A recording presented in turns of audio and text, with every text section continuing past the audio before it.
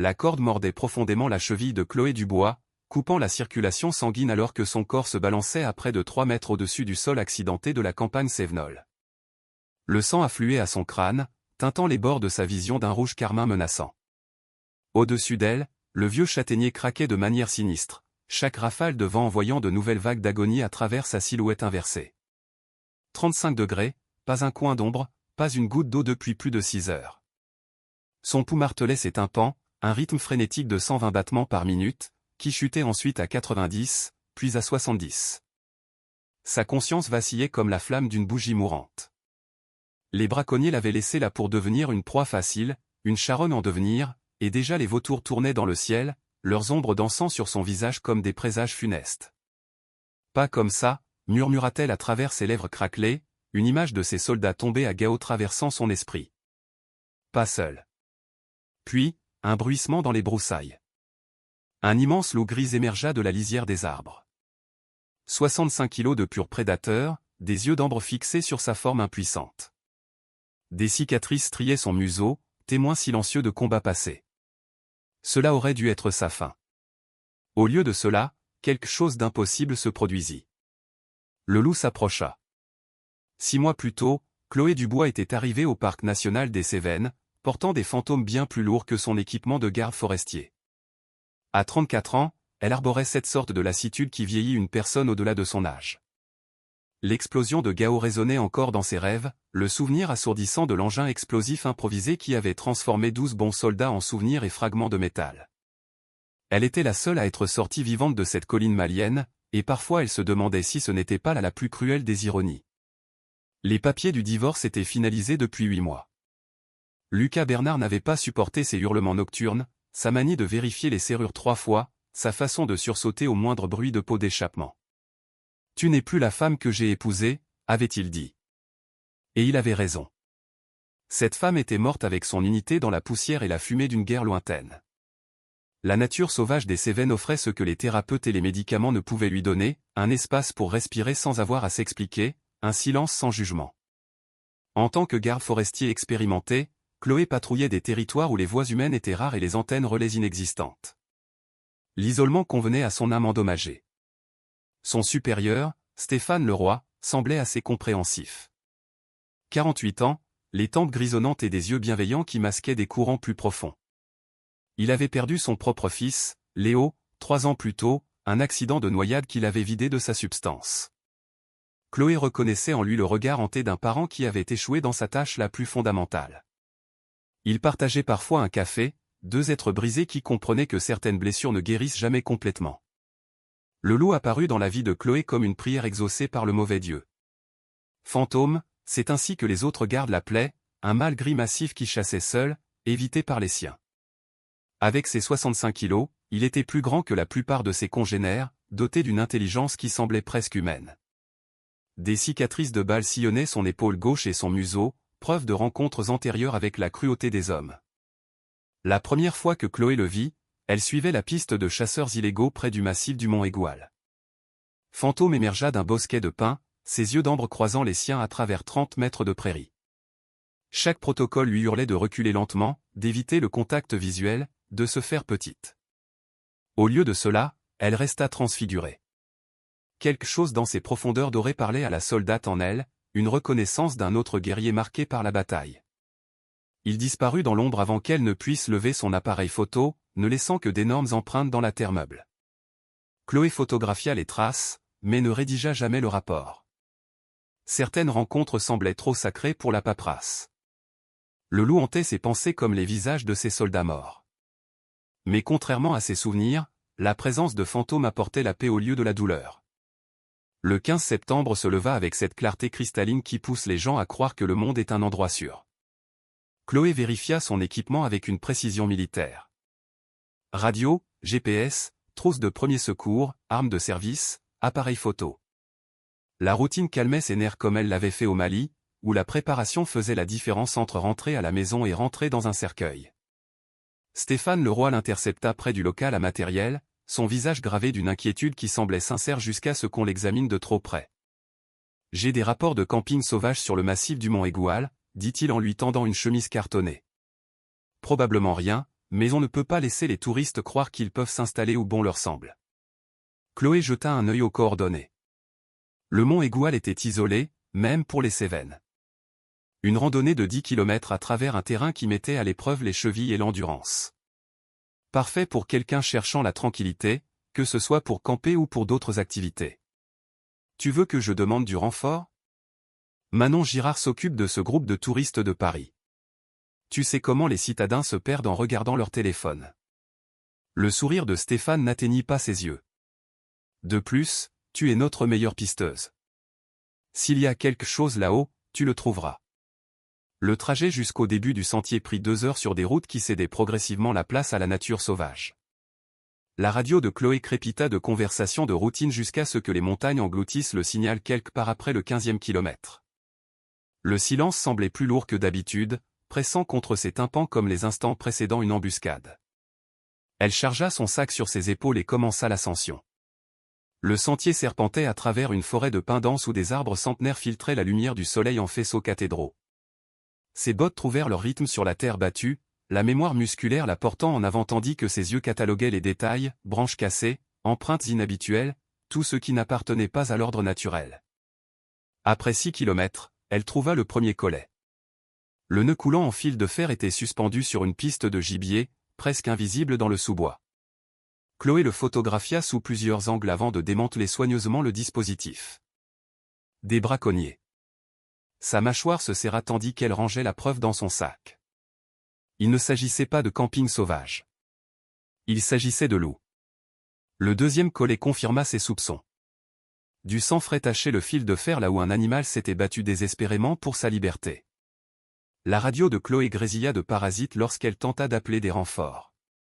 Les montagnes avaient avalé sa voix, la laissant isolée dans une nature qui se sentait soudain hostile. Elle continua d'avancer, suivant des empreintes de bottes qui s'enfonçaient plus profondément dans l'arrière-pays. 3 paires, toutes masculines à en juger par la taille et la démarche. Ils n'avaient fait aucun effort pour cacher leur passage, ce qui signifiait soit de l'arrogance, soit un piège. Au Mali, elle avait appris que les ennemis trop confiants étaient souvent les plus dangereux. L'attaque survint sans avertissement. Chloé était accroupie au-dessus d'une douille de fusil usagée, photographiant la preuve, lorsque des bruits de pas fracassèrent les broussailles. 3 hommes en tenue de camouflage surgirent de leur couverture avec la coordination d'une équipe entraînée. Des bandanas masquaient leurs visages, mais leurs yeux brûlaient d'une intention prédatrice.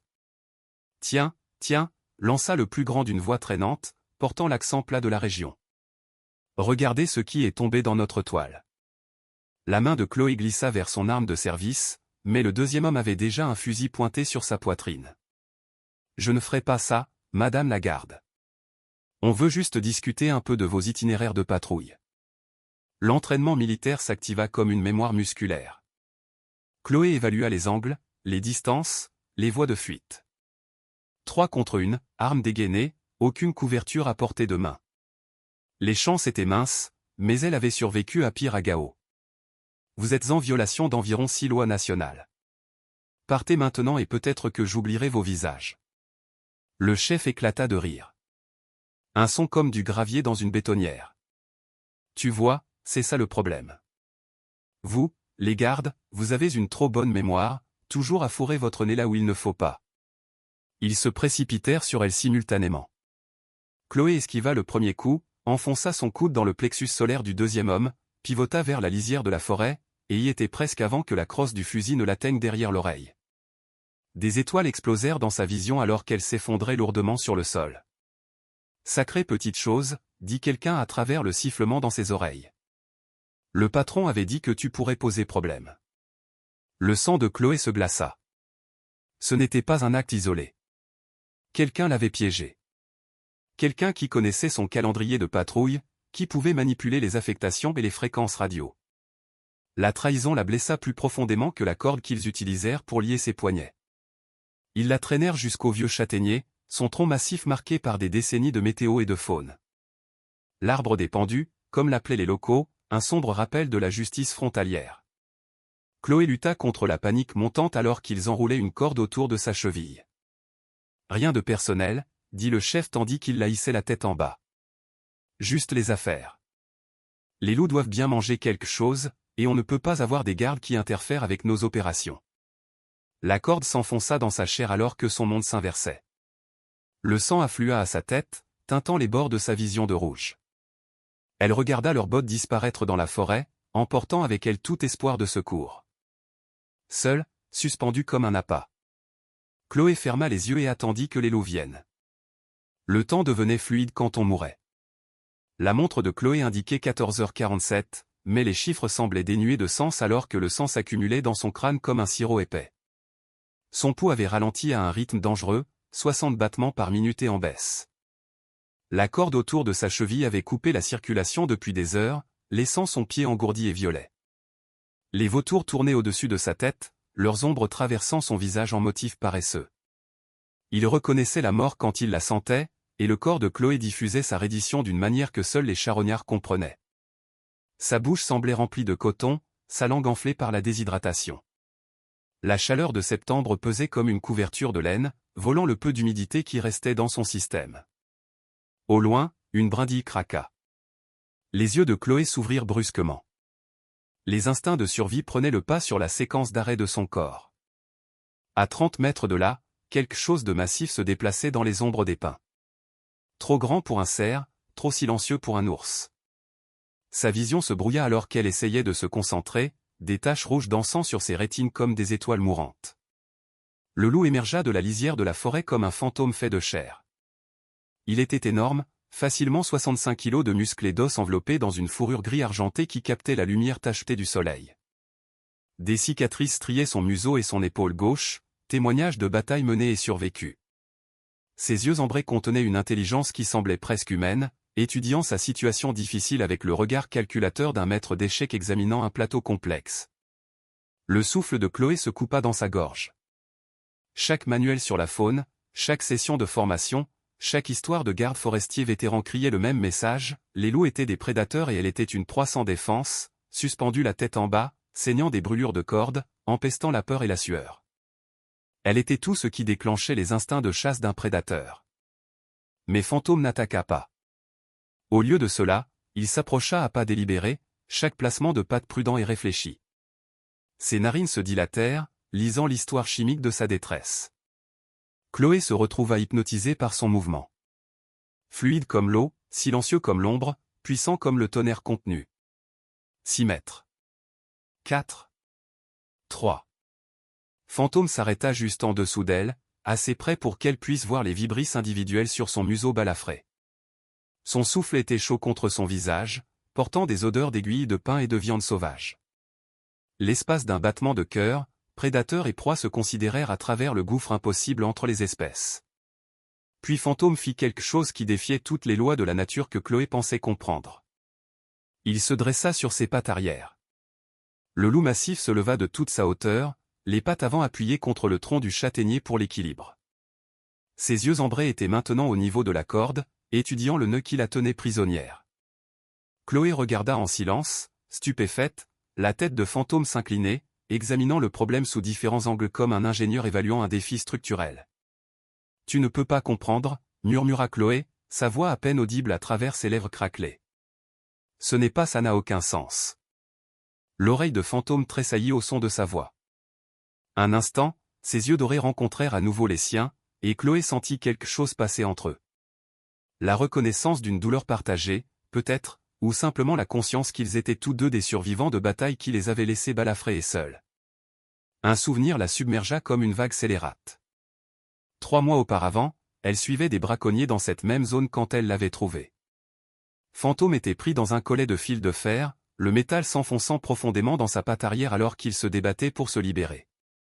Le piège était une chose cruelle, conçue pour se resserrer à chaque lutte jusqu'à ce que l'animal meure d'hémorragie ou d'épuisement. Chloé aurait dû appeler des renforts. Le protocole l'exigeait. Au lieu de cela, elle s'était approchée du loup blessé avec rien d'autre que des pinces coupantes et une trousse de premier secours, poussée par un instinct qu'elle ne pouvait nommer. Fantôme l'avait regardé travailler, assez intelligent pour comprendre qu'elle l'aidait, assez confiant pour rester immobile pendant qu'elle nettoyait et pansait ses blessures. Elle avait violé une douzaine de règlements ce jour-là, mais certains actes transcendent la politique. Quand Fantôme s'était éloigné en boitant dans la forêt, Chloé avait pensé qu'elle ne le reverrait jamais. Le souvenir avait hanté ces moments de calme, une bonne action qui semblait être la première chose pure qu'elle avait faite depuis le Mali. Maintenant, il était là, revenu sur un lieu de traumatisme partagé. Et d'une manière ou d'une autre, il la reconnaissait. Fantôme retomba sur ses quatre pattes et commença à tourner autour de l'arbre, sa tête massive inclinée vers le haut pour étudier le point d'ancrage de la corde. Le cœur de Chloé martela ses côtes alors que la compréhension se faisait jour. Ce n'était pas un comportement animal aléatoire. C'était de la résolution de problèmes. Le loup acheva son circuit et se positionna de nouveau juste en dessous d'elle. Sans hésitation, il ouvrit ses mâchoires et les referma sur la corde. « Oh, mon Dieu !» souffla Chloé. « Tu te souviens. » Les dents de Fantôme étaient conçues pour broyer les os et déchirer la chair, mais il appliqua une pression avec une précision chirurgicale. Les fibres de la corde commencèrent à s'effilocher sous la force de ses molaires. Chloé sentit la ligne trembler et s'étirer alors que 65 kilos de loup mettaient tout leur poids dans l'effort. La corde chanta sous la tension. Le monde de Chloé bascula et se balança pendant que Fantôme travaillait. Chaque morsure puissante la rapprochait soit de la liberté, soit d'une chute qui lui briserait les os. Son épaule blessée hurlait de protestation, mais l'espoir inonda son système comme de l'adrénaline. 30 secondes. 1 minute. Les muscles de la mâchoire du loup se bombèrent sous l'effort, la salive se mélangeant aux fibres de la corde alors qu'il sciait ses liens avec une détermination méthodique. Avec un craquement sec qui résonna dans la forêt, la corde se rompit. Chloé plongea vers la terre, vers les mâchoires de la créature qui venait de lui sauver la vie. Chloé heurta le sol violemment, son épaule encaissant le plus gros de la chute de 3 mètres. La douleur explosa dans son bras blessé alors qu'elle roulait instinctivement, l'entraînement militaire prenant le dessus sur le choc de l'impact. Des aiguilles de pin et de la terre emplirent sa bouche alors qu'elle cherchait de l'air, ses poumons se rappelant comment fonctionner à l'endroit. Fantôme se tenait au-dessus d'elle, ses pattes massives plantées de chaque côté de son torse. Ses yeux ambrés étudiaient son visage avec une intensité qui lui fit dresser les poils. De si près, elle pouvait voir chaque détail de ses cicatrices de combat. La ligne pâle où une balle avait effleuré son crâne. La chair tordue sur son épaule, où un piège avait failli lui coûter la patte. Ils étaient des âmes sœurs, réalisa-t-elle, tous deux marqués par une violence à laquelle ils avaient survécu mais dont ils n'avaient pas échappé. « Merci », murmura Chloé, sa voix à peine audible à travers le coton dans sa gorge. Les mots semblaient inadéquats pour ce qui venait de se produire. Durant toutes ces années d'étude du comportement de la faune, elle n'avait jamais rien vu de tel. Les loups étaient des créatures sociales, oui, mais leur loyauté ne s'étendait qu'aux membres de la meute. Les humains étaient au mieux des concurrents, au pire des menaces. Fantôme recula, lui laissant de l'espace pour s'asseoir. Le mouvement envoya de nouvelles vagues d'agonie à travers son épaule, et elle retint un cri. Sa vision se brouilla alors que le flux sanguin se normalisait, révélant toute l'étendue de ses blessures. Des brûlures de corde encerclaient sa cheville comme des bijoux grossiers, à vif et suintantes. Ses poignets portaient des marques similaires là où les attaches en plastique avaient profondément coupé. La déshydratation faisait battre sa tête à chaque pulsation. Le loup observait son évaluation de son état avec la patience d'un médecin évaluant un patient.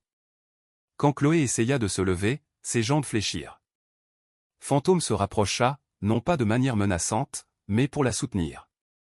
Elle se retrouva appuyée contre sa large épaule, utilisant sa chaleur solide comme point d'ancrage. « Je ne peux pas rester ici », dit-elle, parlant autant à elle-même qu'au loup. Ils reviendront vérifier leur travail. Et quand il la trouverait partie, elle ne termina pas sa pensée. Des braconniers qui étaient allés aussi loin n'hésiteraient pas à finir le travail. Fantôme sembla comprendre sa détresse. Il se dirigea vers la lisière des arbres, puis s'arrêta et se retourna vers elle avec une intention indubitable. « Suis-moi », disait sa posture. « Fais-moi confiance. » Chaque partie rationnelle de l'esprit de Chloé hurlait des avertissements. Suivre un prédateur plus profondément dans la nature violait tous les protocoles de survie qu'elle avait jamais appris. Mais la pensée rationnelle était un luxe qu'elle ne pouvait pas se permettre. Sa radio était détruite, sa cheville trop endommagée pour une longue randonnée, et elle n'avait aucune idée de l'étendue de la corruption de Stéphane. Fantôme était son seul allié dans un monde qui était soudainement devenu hostile. Elle le suivit dans la forêt. Fantôme se déplaçait avec un silence surnaturel, chaque pas placé avec la précision d'une créature qui comprenait que le son portait la mort dans la nature. Chloé essaya d'égaler sa furtivité, mais son corps blessé faisait du bruit malgré ses meilleurs efforts. Des branches craquaient sous ses bottes, des feuilles bruissaient à son passage.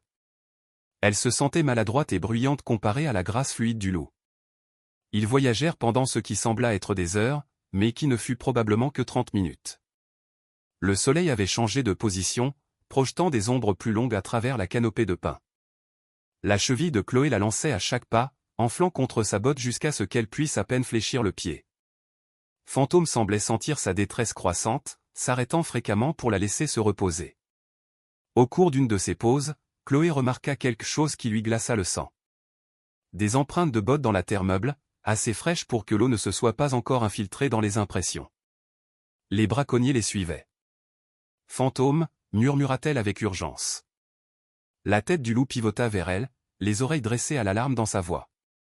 Elle montra les traces, et ses narines se dilatèrent alors qu'il captait l'odeur humaine. Un grognement sourd gronda dans sa poitrine, non pas dirigé contre elle, mais contre la menace invisible qui les poursuivait. Ils se déplacèrent plus vite maintenant, la prudence cédant la place à l'urgence. Fantôme la conduisit hors du sentier principal sur un chemin si peu marqué qu'il se qualifiait à peine de piste animale.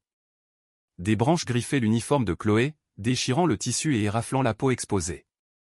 Sa cheville hurlait à chaque pas inégal, mais l'adrénaline masquait le pire de la douleur. Le son de l'eau courante leur parvint en premier, un ruisseau gargouillant quelque part devant à travers les arbres. Fantôme se mit à trotter et Chloé trébucha derrière lui. Poussés par la promesse d'eau fraîche, ils émergèrent dans une petite clairière où un petit ruisseau des Cévennes sculptait un ruban d'argent à travers le paysage. Chloé s'effondra au bord de l'eau et plongea son visage dans le courant. Le choc de l'eau froide fut comme une décharge électrique, lui éclaircissant la tête et lavant des heures de crasse accumulées. Elle but à longs traits, sentant la vie refluer dans ses tissus déshydratés. Fantôme but à côté d'elle, leurs museaux se touchant presque dans l'eau claire. Alors que le besoin immédiat d'eau était satisfait, Chloé se permit de vraiment regarder son compagnon. Fantôme était magnifique, un exemple parfait de son espèce au sommet de sa condition physique. Son pelage était épais et sain, ses yeux brillants d'intelligence. Les cicatrices qui le marquaient ne diminuaient pas sa beauté, elles ajoutaient du caractère, racontaient des histoires de survie contre vent et marée. « Tu ne devrais pas exister », murmura-t-elle en étudiant son visage. Les loups de cette taille ont disparu il y a des décennies. Les chasseurs du gouvernement s'en sont assurés. Mais il était là, preuve vivante que certaines créatures sauvages refusaient de se rendre à l'expansion humaine. La tête de Fantôme s'inclina à ces mots, presque comme s'il comprenait le compliment. Puis ses oreilles pivotèrent en arrière et son corps se raidit. Chloé suivit son regard et sentit son cœur s'arrêter. 3 silhouettes émergèrent de la lisière des arbres derrière eux, des fusils brillant au soleil de l'après-midi. Les braconniers avaient retrouvé leur piste. « Eh bien, je suis damné !» cria le chef, sa voix portant à travers la clairière.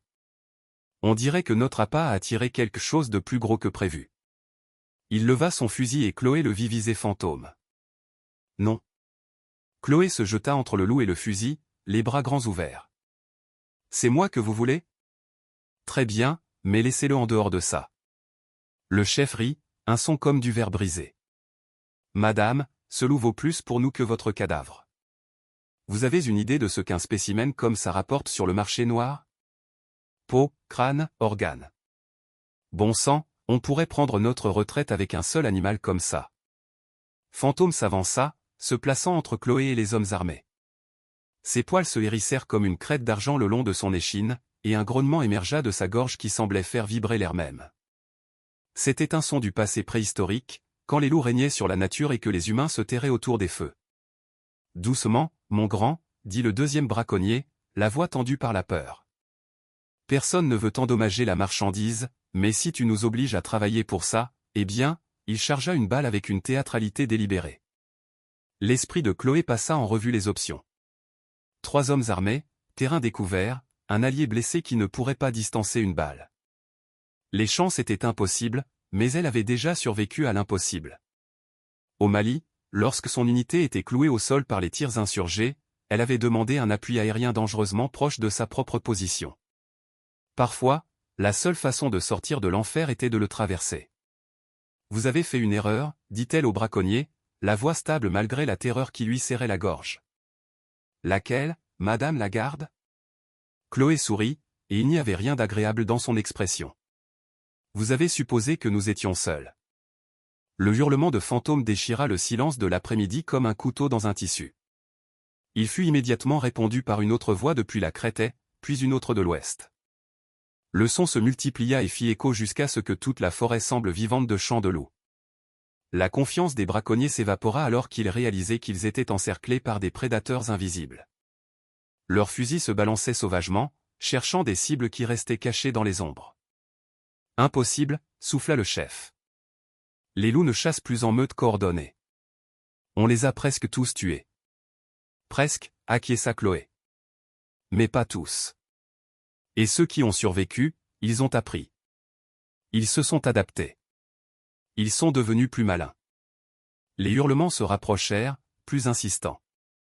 Fantôme ajouta sa voix au cœur, un son qui parlait d'alliances anciennes et de dettes de sang plus vieilles que la civilisation. Chloé sentit la vibration dans ses os, une musique primale qui réveilla quelque chose de sauvage dans son propre ADN. Les braconniers cédèrent et s'enfuirent. Les hurlements s'évanouirent dans le silence aussi rapidement qu'ils avaient commencé, ne laissant que le doux murmure du ruisseau et la respiration rauque et laborieuse de Chloé. Elle resta figée dans la clairière, attendant que la meute fantôme se matérialise depuis les ombres. Les minutes passèrent. Aucun loup n'émergea. Fantôme la regardait avec ce qu'elle ne pouvait décrire que comme de l'amusement, sa langue pendant légèrement dans ce qui aurait pu être un sourire canin. La réalisation la frappa comme un coup physique. Il n'y avait pas eu de meute. Les appels en écho étaient des astuces acoustiques. Le son rebondissant sur les parois du canyon et la forêt dense qui faisait qu'une seule voix semblait en faire plusieurs. Fantôme avait utilisé le terrain lui-même comme une arme, retournant les propres peurs des braconniers contre eux. Espèce de magnifique salaud, souffla Chloé, le respect et l'émerveillement se mêlant dans sa voix. Tu les as joués comme un violon. L'intelligence du loup était stupéfiante. Non seulement il avait compris la menace que représentaient les hommes armés, mais il avait conçu et exécuté une campagne de guerre psychologique qui aurait impressionné ses instructeurs militaires. Les loups sont des chasseurs de meutes par nature, et la terreur des braconniers d'être encerclés par des prédateurs invisibles avait pris le pas sur leur pensée rationnelle. Mais la victoire semblait creuse. Les hommes se regrouperaient, reviendraient avec des renforts et de meilleures armes. La radio de Chloé était détruite. Ses plans de secours compromis par la trahison de Stéphane. Il devait atteindre la civilisation, mais sa cheville blessée rendait les déplacements sur de longues distances impossibles. Fantôme sembla sentir sa détresse. Il se déplaça à ses côtés et la poussa doucement vers la rive du ruisseau. Au début, Chloé ne comprit pas, mais ensuite elle vit ce qu'il indiquait, une vieille piste de gibier suivant l'eau en aval. Là où il y avait un ruisseau, il pouvait y avoir une route. Là où il y avait une route, il pouvait y avoir de l'aide. Ils commencèrent leur voyage alors que le soleil entamait sa descente vers les sommets de l'ouest. Fantôme imposa un rythme prudent, s'arrêtant chaque fois que la boiterie de Chloé devenait trop prononcée. Sa cheville avait doublé de volume, l'articulation grinçant à chaque pas comme du verre brisé. Le loup semblait comprendre ses limites, ne la poussant jamais plus fort qu'elle ne pouvait le supporter. En marchant, Chloé se surprit à étudier son improbable compagnon. Tout chez Fantôme défiait la sagesse conventionnelle concernant les interactions homme-loup. Sa volonté d'aider, sa pensée tactique, son apparente empathie, rien de tout cela ne correspondait au modèle comportemental qu'elle avait appris. C'était comme si cet animal particulier avait évolué au-delà des contraintes de son espèce. Chloé reconnut des points de repère de patrouille précédentes, un rocher distinctif en forme d'ours endormi, un pin frappé par la foudre qui se dressait comme un doigt squelettique contre le ciel. Il se dirigeait vers la route principale, mais elle était encore à des kilomètres, trop loin pour quelqu'un dans son état. Fantôme se figea soudain, les oreilles dressées et les narines dilatées. Chloé sentit son sang se glacer en reconnaissant le grondement lointain de Quad. Les braconniers s'étaient regroupés plus vite que prévu, et ils utilisaient des machines pour couper les voies de fuite. Le loup la regarda avec une urgence indubitable, puis trotta vers un épais bosquet de saules près du bord de l'eau. Chloé le suivit, se frayant un chemin à travers les branches flexibles jusqu'à ce qu'ils atteignent un creux naturel caché par la végétation. Fantôme s'installa à côté d'elle, sa masse chaude offrant un réconfort contre le froid grandissant du soir. Les quads devinrent plus bruyants, plusieurs moteurs approchant de différentes directions. Chloé se blottit plus profondément dans les saules et essaya de contrôler sa respiration. À travers les interstices du feuillage, elle pouvait voir des phares balayer la rive opposée comme des prédateurs mécaniques chassant dans l'obscurité. « On a perdu la piste il y a environ 400 mètres », cria une voix par-dessus le bruit des moteurs. Elle a dû se terrer quelque part. Continuez à chercher, répondit une autre. Chloé reconnut la voix du chef des braconniers, la fureur rendant ses mots aussi tranchants que du verre brisé. Elle en a trop vu. Et ce loup, je veux sa tête sur mon mur. Les moteurs tournèrent pendant ce qui sembla être des heures, mais qui ne fut probablement que 20 minutes. Finalement, le son s'estompa alors que la recherche se déplaçait plus en aval. Chloé attendit que le silence revienne avant de sortir de leur cachette. Fantôme était déjà sur ses pattes, alerte et prêt. Dans la lumière mourante, ses yeux reflétaient les derniers rayons du soleil comme de l'or en fusion. Il se dirigea de nouveau vers le ruisseau, mais cette fois, il entra directement dans l'eau. Chloé comprit immédiatement. Se déplacer dans le lit du ruisseau ne laisserait aucune piste olfactive pour les chiens de pistage. L'eau était incroyablement froide, alimentée par la fonte des neiges des montagnes même à la fin de septembre. La cheville blessée de Chloé devint engourdie en quelques minutes, ce qui était à la fois une bénédiction et une malédiction. La douleur s'estompa, mais aussi sa capacité à sentir le fond inégal du ruisseau. Elle trébucha à plusieurs reprises, sauvée de la chute uniquement par la présence solide de Fantôme à ses côtés. Ils suivirent le ruisseau pendant plus d'une heure, se déplaçant maintenant dans l'obscurité, à l'exception de la pâle lumière d'une lune montante. Les vêtements mouillés de Chloé collaient à sa peau, volant la chaleur de son corps avec une efficacité impitoyable. Ses dents claquaient de manière incontrôlable, et elle pouvait sentir l'hypothermie commencer son travail insidieux. Fantôme sembla sentir son état déclinant. Il la conduisit vers un tronc d'arbre tombé qui enjambait le ruisseau, puis sur la rive opposée, où les arbres poussaient denses et serrés. Dans une petite clairière abritée par des pins imposants, il s'arrêta et se tourna pour lui faire face. Sans avertissement, le loup se coucha et roula sur le côté, exposant son ventre dans le geste ultime de confiance et de vulnérabilité. Chloé comprit immédiatement ce qu'il offrait, chaleur, abri, protection. Dans la nature, les membres de la meute partageaient la chaleur corporelle pendant les nuits froides. Fantôme lui étendait cette ancienne courtoisie. Chloé n'hésita qu'un instant avant de s'installer contre le flanc du loup. Sa fourrure était épaisse et chaude, l'isolant du sol froid. Fantôme ajusta sa position pour créer un brise-vent, son corps massif formant un abri vivant. Pour la première fois depuis l'embuscade, Chloé se sentit vraiment en sécurité. Alors que la chaleur revenait dans ses os, l'épuisement la submergea enfin. Elle somnola par intermittence, se réveillant en sursaut à chaque bruit de la forêt. Mais Fantôme restait alerte, ses oreilles bougeant constamment, ses sens étendus dans l'obscurité comme des fils-pièges invisibles. Il montait la garde, protégeant sa compagne de meute vulnérable avec la dévotion d'un soldat. Dans ses demi-rêves, Chloé se retrouva à penser au Mali, aux frères qu'elle avait perdus dans cet enfer désertique. Combien de fois avait-il partagé la chaleur lors de froides nuits de montagne, veillant les uns sur les autres contre un ennemi qui frappait depuis les ombres? Les parallèles étaient indéniables. Fantôme lui offrait la même loyauté inconditionnelle qui avait soudé son unité. L'aube arriva lentement, peignant le ciel oriental de nuances de rose et d'or. Chloé se réveilla pour trouver Fantôme déjà debout, le nez levé pour tester la brise matinale. Quelque chose avait changé pendant la nuit. Sa posture était différente, plus alerte, presque dans l'expectative. Au loin, Chloé entendit le son qui expliquait son comportement. Un hélicoptère approchait, ses rotors fendant l'air matinal avec une précision rythmique. Recherche et sauvetage, se dit son esprit avec espoir. Mais à mesure que l'appareil se rapprochait, son cœur se serra. Il ne volait pas selon le schéma de recherche d'une opération de sauvetage. Ils venaient droit sur leur position, guidés par des informations qui ne pouvaient provenir que d'une seule source. Stéphane les avait trouvés. L'hélicoptère gronda au-dessus de leur tête comme une mort mécanique, le souffle de son rotor aplatissant les branches de pin et envoyant des débris en spirale dans l'air matinal. Chloé se pressa contre le tronc d'arbre tombé. Fantôme s'accroupit à côté d'elle, tous deux essayant de devenir invisibles alors que l'appareil effectuait un lance-cercle au-dessus de leur position.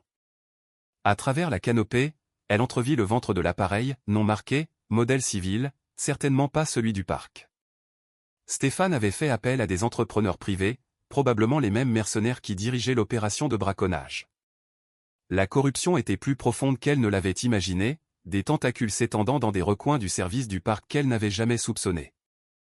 L'hélicoptère se stabilisa en vol stationnaire à 50 mètres de là, et Chloé entendit le sifflement distinctif d'un moteur de treuil. Quelqu'un descendait en rappel, armé et dangereux. Les poils de Fantôme se hérissèrent le long de son échine, une crête de fourrure argentée qui captait la lumière filtrée du soleil. Ses yeux ambrés suivaient la silhouette descendante avec une concentration prédatrice. « Reste à terre », murmura Chloé, bien qu'elle doutât que Fantôme ait besoin de cette instruction. Les instincts de survie du loup l'avaient maintenu en vie dans un monde qui le voulait mort. Il comprenait le danger mieux que la plupart des humains. Le premier mercenaire toucha le sol avec une efficacité exercée, son fusil automatique balayant en arc précis alors qu'il établissait un périmètre de sécurité. Chloé reconnut les mouvements, entraînement militaire, probablement un passé dans les forces spéciales. Ce n'était pas un péquenot à la gâchette facile avec un permis de chasse. C'était un tueur professionnel. Une deuxième silhouette descendit, puis une troisième. Il se déplaçait avec la coordination d'une équipe chevronnée, communiquant par signaux manuels alors qu'il se déployait pour couvrir toutes les voies de fuite. Le cœur de Chloé se serra en réalisant la situation tactique. 3 professionnels armés contre une garde forestier blessée et un loup, aussi intelligent soit-il. Le calcul était impitoyable. Les traces s'arrêtent au ruisseau, rapporta l'un d'eux par radio, sa voix portant clairement dans l'air matinal. Mais impossible qu'ils aient traversé ici. L'eau est trop profonde, le courant trop rapide pour quelqu'un avec ses blessures. Fantôme se raidit à côté d'elle. Chaque muscle bandé comme un ressort sous tension. Chloé suivit son regard et sentit son sang se glacer. Une 4e silhouette descendait de l'hélicoptère. Stéphane Leroy, reconnaissable même à cette distance. Son supérieur, l'homme en qui elle avait confiance, arrivait pour superviser personnellement son exécution. Stéphane toucha le sol et prit immédiatement les commandes, sa voix portant l'autorité de quelqu'un habitué à commander. Dispersez-vous à des intervalles de 400 mètres. Il se cache quelque part près d'ici. Le loup ne quittera pas son territoire, et elle est trop blessée pour aller loin. Et le soutien aérien ? Demanda l'un des mercenaires. L'imagerie thermique les repérerait en quelques minutes. Non. La réponse de Stéphane fut sèche. Définitive. Ça reste discret. Pas d'implication des autorités, pas de rapports officiels. On gère ça en interne. On nettoie le bazar. On remplira la paperasse plus tard.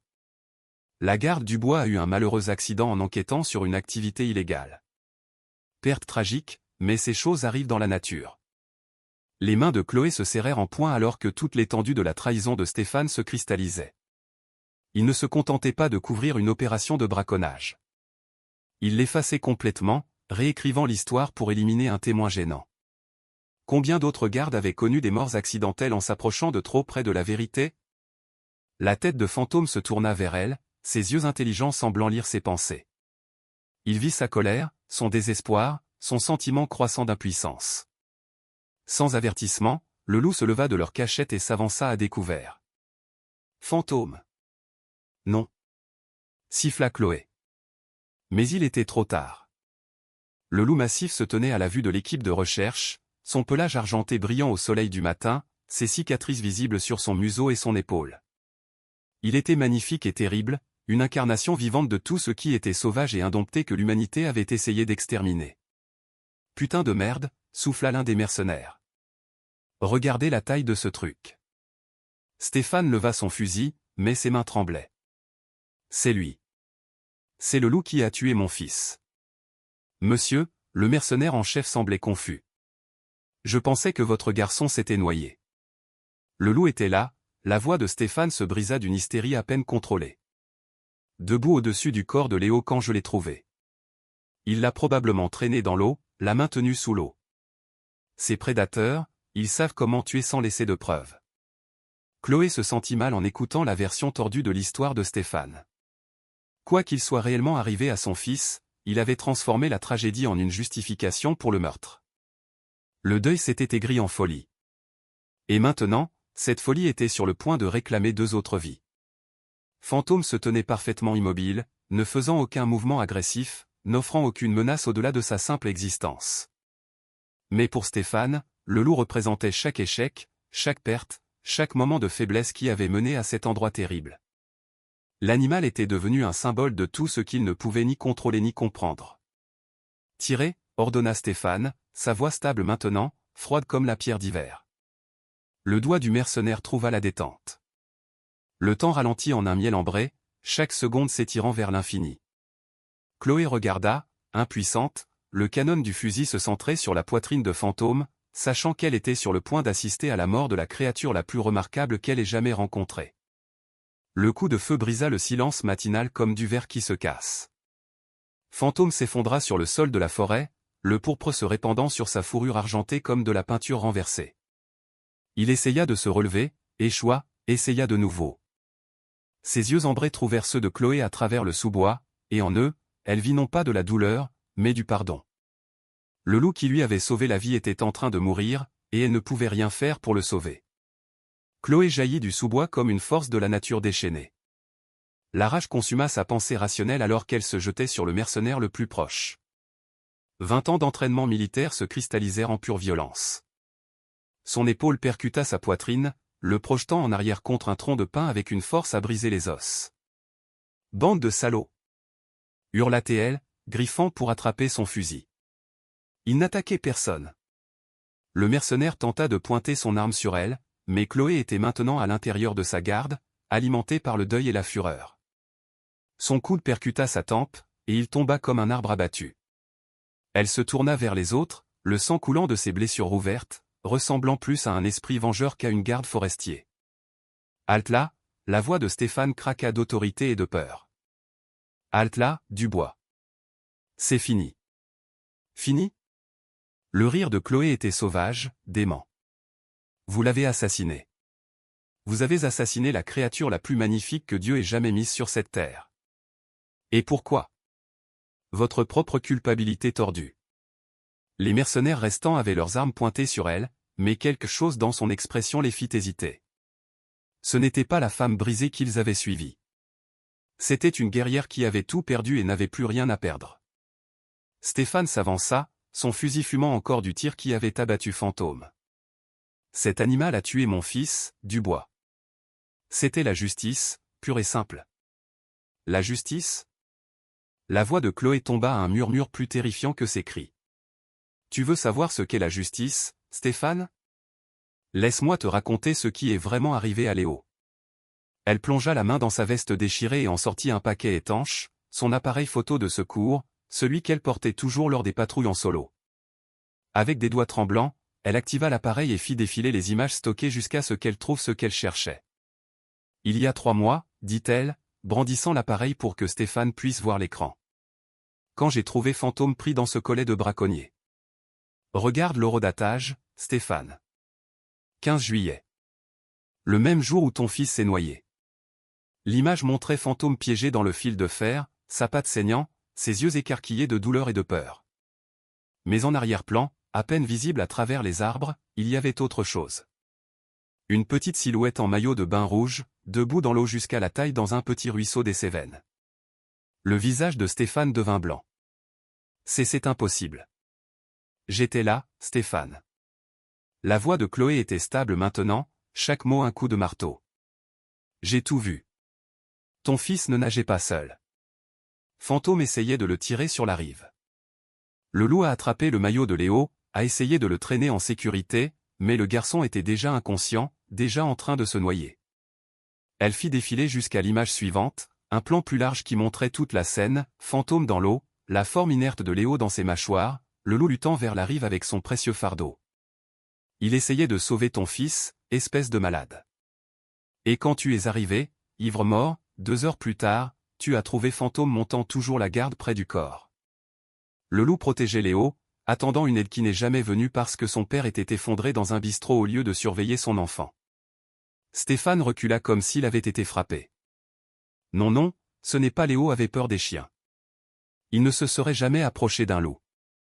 Chloé fit défiler jusqu'à une 3e image, une qui détruisit la dernière illusion de Stéphane. Elle montrait Léo plus tôt ce même jour, vivant et riant, nourrissant Fantôme à la main avec un sachet de fruits secs. Le garçon et le loup étaient clairement à l'aise l'un avec l'autre, des amis même. Ton fils venait à cet endroit depuis des semaines, dit Chloé doucement. Il nourrissait Fantôme, jouait avec lui. Le loup était son ami secret, Stéphane. Et quand Léo a eu des ennuis, Fantôme a essayé d'être son héros. La vérité frappa Stéphane comme un coup physique. Ses genoux fléchirent et il s'effondra sur le sol de la forêt, le fusil tombant de ses doigts inertes. « Je l'ai tué », murmura-t-il.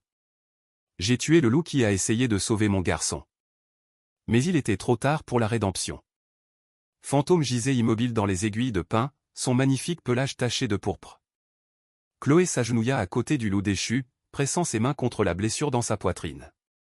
Le sang suintait entre ses doigts, chaud et collant et absolument final. « Je suis désolée, murmura-t-elle en caressant le museau balafré de Fantôme. Je suis tellement désolée de ne pas avoir pu te protéger. Les yeux ambrés du loup étaient ouverts mais vitreux, fixant quelque chose au-delà du monde physique. Chloé chercha un pouls et ne trouva rien. Pas de battement de cœur, pas de souffle, pas d'étincelle de l'intelligence qui avait rendu Fantôme unique en son genre. Un son s'échappa de sa gorge qui était mi-sanglot, mi-hurlement, un bruit de chagrin pur qui sembla résonner à travers la forêt comme une prière pour les morts. Elle avait perdu son unité au Mali, perdu son mariage à cause du stress post-traumatique, perdu sa foi en la capacité de l'humanité à faire le bien. Maintenant, elle avait perdu la seule chose pure qui avait restauré sa croyance en la rédemption. « Madame », la voix était douce, respectueuse. Chloé leva les yeux pour voir l'un des mercenaires s'approcher, son arme abaissée. « Nous devons signaler ça. Ce qui s'est passé ici ce n'est pas juste. » Stéphane leva les yeux de sa position sur le sol, des larmes coulant sur son visage. Pas d'appel, pas de rapport. On nettoie ça. On enterre les preuves. Taisez-vous. La voix du mercenaire était plate, dégoûtée. J'ai fait des choses discutables pour de l'argent, mais je ne vais pas couvrir le meurtre d'un animal héros. Ce loup est mort en essayant de sauver un gamin, et vous l'avez abattu pour ça. Chloé sentit une étincelle d'espoir s'allumer dans sa poitrine. Tous les hommes de Stéphane n'étaient pas irrécupérables. Certains reconnaissaient encore la différence entre le bien et le mal. Il y a autre chose que vous devez savoir, dit-elle en sortant un petit appareil de sa poche. J'ai enregistré l'audio tout ce temps. Chaque mot que Stéphane a dit, chaque aveu de culpabilité, chaque détail de cette conspiration, tout est documenté. Le visage de Stéphane devint cendré. Vous bluffez. Votre téléphone a été détruit avec votre radio. Chloé brandit un petit enregistreur numérique, sa lumière rouge clignotant toujours. Système de secours, Stéphane. Tout comme l'appareil photo. J'ai appris au Mali à ne jamais compter sur un seul point de défaillance. Le son d'hélicoptère approchant emplit l'air. De vrais appareils de sauvetage cette fois, portant les marques distinctives des gardes forestiers du parc national et de la gendarmerie nationale. La balise de détresse de Chloé, celle qu'elle avait activée juste avant de se révéler, avait finalement atteint ses destinataires. Comment ? Stéphane la regarda avec incrédulité. Fantôme, dit simplement Chloé. Il m'a conduite sur les hauteurs la nuit dernière, à un endroit où ma balise pouvait atteindre les satellites. Même en mourant, il essayait encore de me sauver. Les hélicoptères atterrirent en séquence, déversant des gendarmes et des secouristes qui sécurisèrent immédiatement la scène. Stéphane et ses mercenaires restants furent placés en état d'arrestation, leurs armes confisquées comme preuve. Chloé se retrouva enveloppée dans une couverture de survie pendant que les médecins examinaient ses blessures, mais elle ne pouvait détacher ses yeux du corps de Fantôme. Même dans la mort, le loup conservait sa dignité, sa noblesse.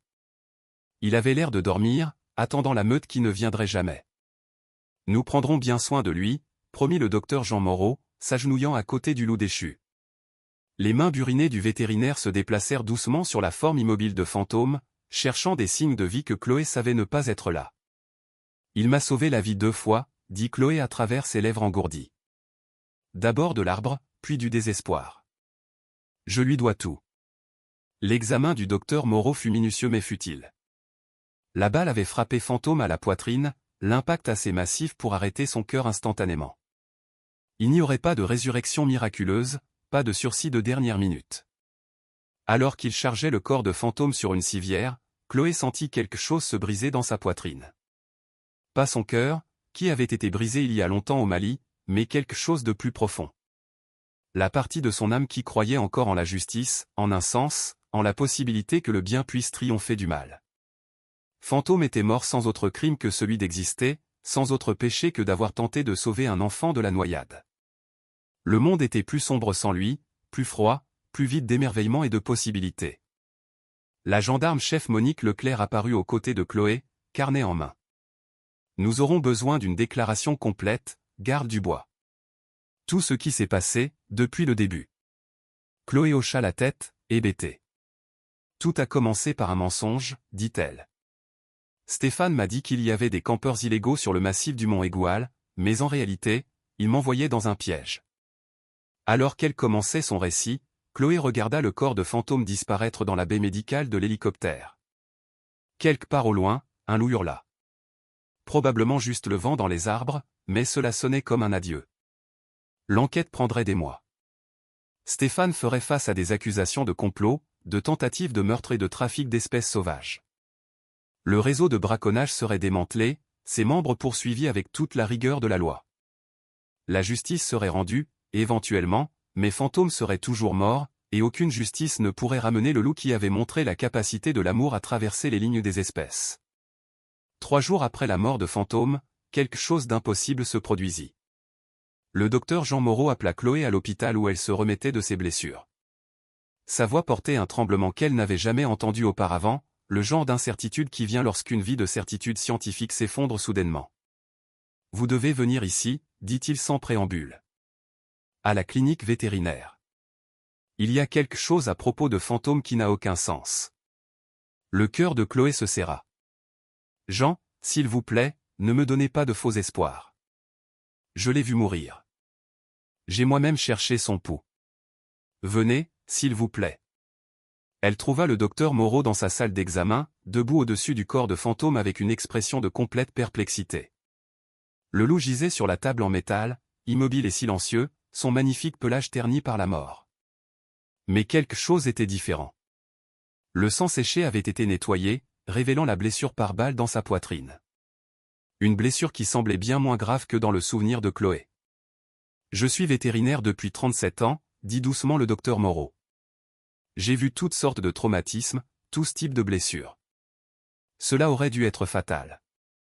La trajectoire de la balle, la vélocité de l'impact, les dommages aux organes, tout indiquait une mort instantanée. » Chloé s'approcha de la table avec hésitation, ayant peur d'espérer. Mais la balle n'a pas touché son cœur. Elle l'a manqué de moins d'1 millimètre, a traversé le tissu musculaire et est ressortie proprement. Aucun organe vital n'a été endommagé. Cela aurait dû être survivable, mais il n'avait ni pouls, ni respiration, ni activité cérébrale pendant plus de 6 heures. Le docteur Moreau retira un drap chirurgical, révélant un équipement de surveillance attaché à la forme immobile de Fantôme. Les yeux de Chloé se fixèrent sur les écrans, cherchant les lignes plates qui confirment ses pires craintes. Au lieu de cela, elle vit quelque chose qui fit fléchir ses genoux. Un battement de cœur, faible mais régulier, peignant des pics verts sur le moniteur cardiaque. Il est vivant. Les mots sortirent à peine comme un murmure. Techniquement, oui. Mais Chloé, ce que je vais vous dire va à l'encontre de tout ce que je comprends de la physiologie des mammifères. Son cerveau n'a montré aucune activité pendant 6 heures. Sa température corporelle est tombée à 28 degrés. Selon toutes les définitions médicales, Fantôme était mort. Chloé fixa la poitrine du loup, cherchant la subtile montée et descente qui indiquerait la respiration. Là, si légère qu'elle était presque imperceptible, mais définitivement présente. Qu'est-ce qui a changé? Le docteur Moreau secoua la tête. C'est ce que je ne peux pas expliquer. Vers minuit la nuit dernière, son cœur s'est simplement remis à battre. L'activité cérébrale a repris. La température corporelle a commencé à remonter à la normale. C'est comme s'il avait décidé de revenir d'où il était parti. Chloé tendit des doigts tremblants pour toucher le museau de Fantôme. La fourrure était chaude, douce, indéniablement vivante. Alors que sa main entrait en contact, l'oreille du loup tressaillit très légèrement, mais assez pour envoyer une décharge électrique à travers son système nerveux. « Tu m'entends » murmura-t-elle. « Fantôme, si tu es là, si tu peux me comprendre, s'il te plaît, donne-moi un signe. » Pendant un long moment, rien ne se passa. Puis, les yeux ambrés de Fantôme s'ouvrirent. Ils étaient flous au début, les pupilles dilatées par le traumatisme que son cerveau avait enduré, mais peu à peu, la conscience revint. Son regard trouva le visage de Chloé et s'y fixa avec une reconnaissance indubitable. « Salut, mon grand », dit Chloé, des larmes coulant sur ses joues. « Bienvenue au pays des vivants. » Fantôme essaya de lever la tête, mais n'en eut pas la force. Au lieu de cela, il parvint à déplacer une patte massive jusqu'à ce qu'elle repose sur le bras de Chloé. Le geste était faible, mais délibéré, une salutation entre de vieux amis qui avaient été séparés par la mort elle-même. Le docteur Moreau vérifia les moniteurs avec une efficacité professionnelle, mais Chloé pouvait voir l'émerveillement dans ses yeux. Les signes vitaux se stabilisent. La pression artérielle remonte à la normale. L'activité neuronale est bien, elle est hors norme. Je n'ai jamais vu de schémas cérébraux comme ceux-ci chez aucun animal. Au cours des jours suivants, le rétablissement de Fantôme défia toutes les prédictions médicales. Ce qui aurait dû prendre des semaines de soins intensifs se produisit en quelques heures. Sa force revint. Ses blessures guérirent avec une vitesse surnaturelle. Son intelligence semblait plus vive que jamais. En une semaine, il marchait. En 2 semaines, il courait. Mais le vrai miracle n'était pas le rétablissement physique de Fantôme. C'était ce que son retour de la mort avait déclenché dans le monde extérieur. L'histoire du loup qui était mort en sauvant une garde forestier puis était revenu à la vie se répandit sur les réseaux sociaux comme une traînée de poudre.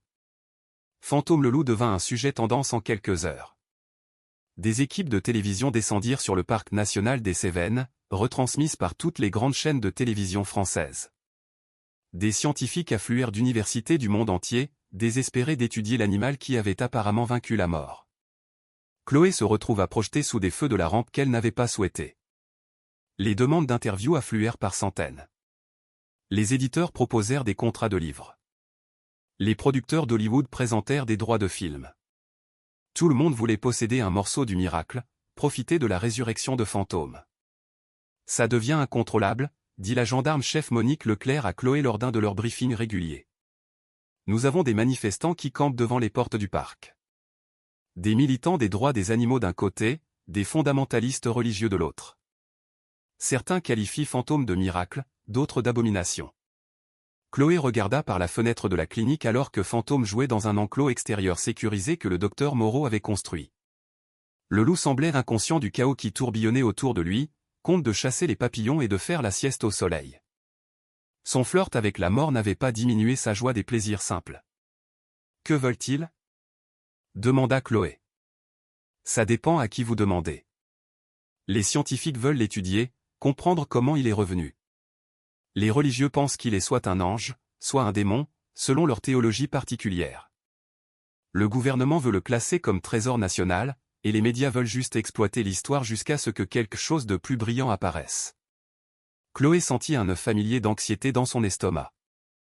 Au Mali, elle avait appris qu'être au centre de l'attention signifiait généralement être une cible. Fantôme avait survécu à une tentative d'assassinat. Rien ne garantissait qu'il survivrait à une autre. Et Stéphane ?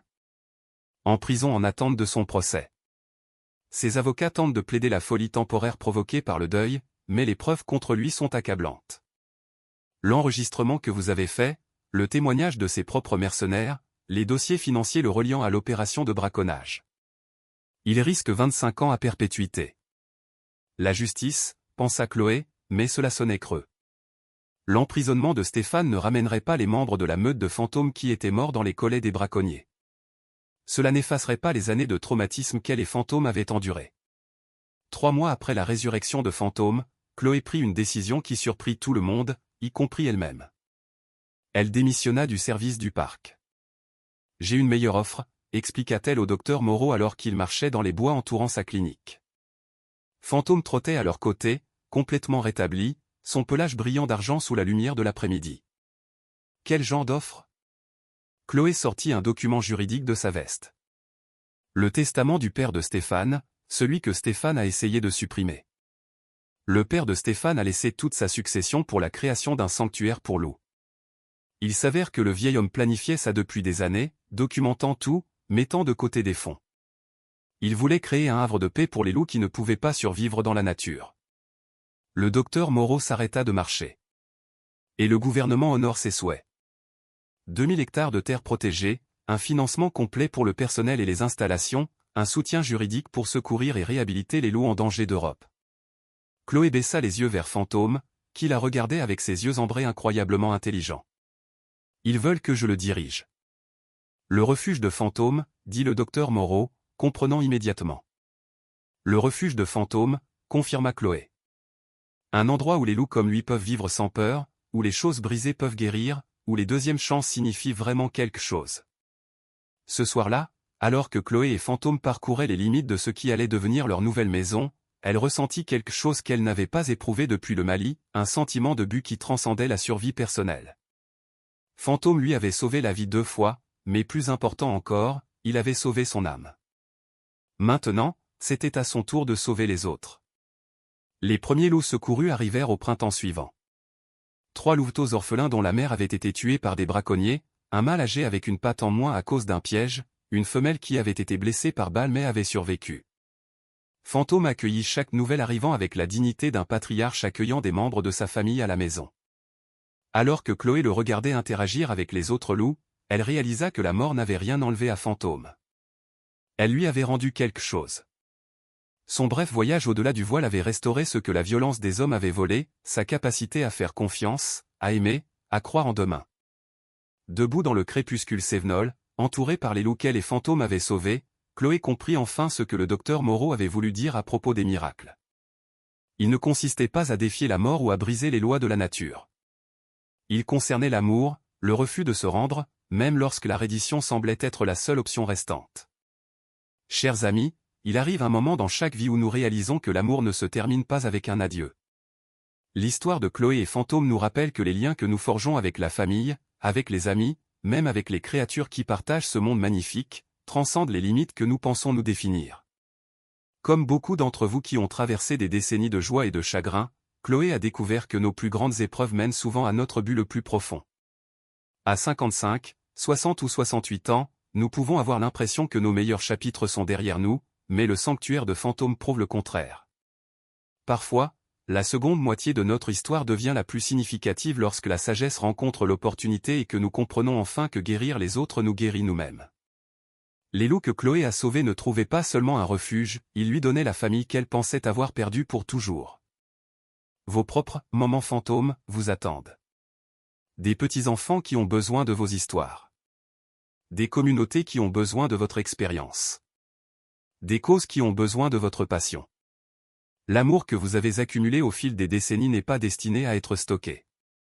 Il est destiné à être partagé, multiplié, investi dans les miracles de demain. Avez-vous vécu un moment où aider les autres a contribué à guérir votre propre cœur?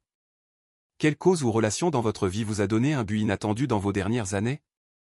Partagez votre histoire dans les commentaires. Vos mots pourraient être exactement ce que quelqu'un d'autre a besoin d'entendre aujourd'hui.